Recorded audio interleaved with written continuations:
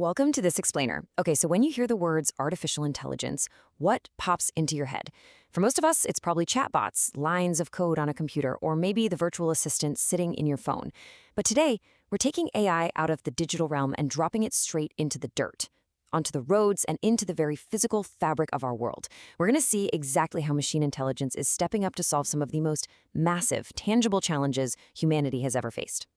To understand why this matters, you really just need to look at this one staggering fact. By the year 2050, we have to produce 50% more food to cater to an extra 2 billion people on this planet. Just let that sink in for a second. This isn't some minor software bug we need to patch. This is a literal, physical survival challenge. I mean, how do we possibly optimize the Earth enough to feed 2 billion more mouths without absolutely destroying the planet in the process? Well, the answer lies in how we deploy intelligence. So let's just get on the same page real quick about what AI actually means in this context. We're not just talking about a chatbot. We're talking about the ability of a machine to display human-like capabilities, things like reasoning, learning, planning, and creativity, specifically to act according to circumstances. It's that last part, the acting according to circumstances, that is the absolute game changer here. We're talking about a machine that observes a constantly changing, chaotic environment, makes a decision, and then actually does something about it. Now, there's a crucial distinction we really need to make here between two different levels of AI. First, you have embodied AI. That's the software level we interact with every single day on our screens. Your search engines, your virtual assistants, image analysis tools. But then you have embedded AI. And this is the hardware level. This is intelligence physically placed out in the real world, living inside robots, autonomous vehicles, drones, and the Internet of Things. For the rest of our time today, we're zeroing in entirely on this embedded physical AI. So let's dive right into our first major application area, AI in precision farming. Imagine a modern farm, but it's operating like a giant interconnected nervous system. Vast amounts of farm data get sent to the cloud, run through super advanced analytics engines, and then turned into highly precise operational decisions. You've got weather forecasts, soil sensors, smart drones, autonomous tractors, and even the livestock, all constantly talking to each other. Information gathered from way up in the sky actually dictates what a physical machine does down on the ground, creating this closed loop of constant, real-time agricultural optimization. Enter the agrobots. We literally have fleets of these physical robots actively working the fields right now. They tend to the crops, pull weeds, apply fertilizer, and handle the harvest. And the crazy thing is, they don't just blindly replace human labor, they dramatically optimize our resources. Because an agrobot can analyze the exact needs of a specific individual plant in real time, it can reduce fertilizer costs by an astounding 90%. 90%. Think about the massive environmental and economic impact of cutting global fertilizer waste by that much. It's huge. And what's happening underneath the dirt is honestly just as smart. Soil sensors are completely changing the game by providing real, ground truth data for irrigation. It's basically like the soil is texting the farmer exactly how thirsty it is. So instead of just guessing when to water based on some calendar schedule, the system knows precisely how much moisture is needed right then and there. This totally eliminates the old, super wasteful ways of over-irrigating, which directly saves crops from water-related diseases and nutrient leachouts. Up in the air and back on the surface, you've got this incredibly intricate dance happening between smart drones and autonomous tractors. The drones fly over the fields, surveying everything, mapping out weed variations, and predicting the yield. They literally build a high-resolution, data-rich map of the farm.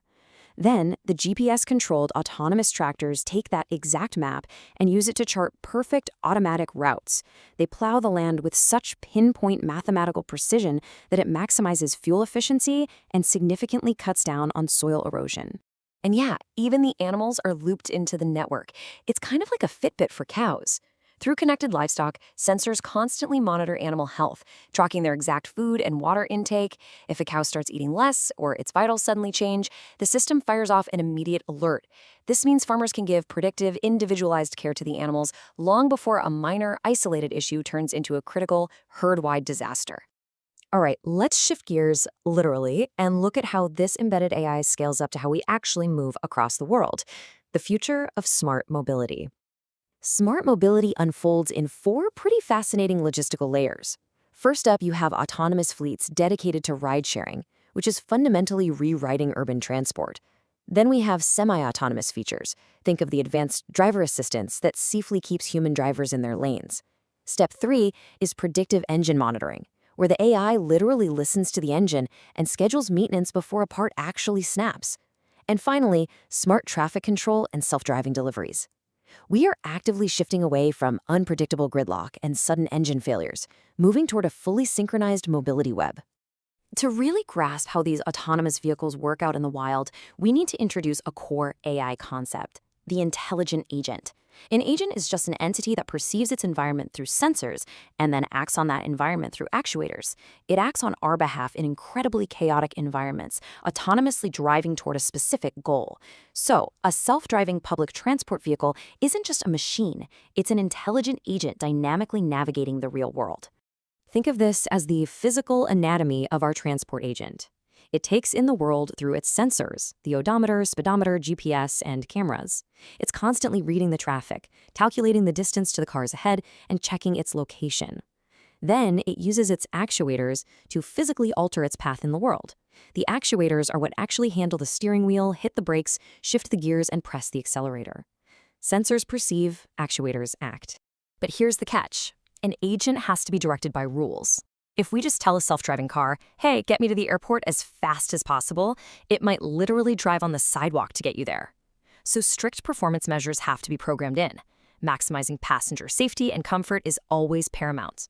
Minimizing travel time comes next, but strictly within the boundaries of obeying all traffic rules and causing minimum disturbance to other agents on the road.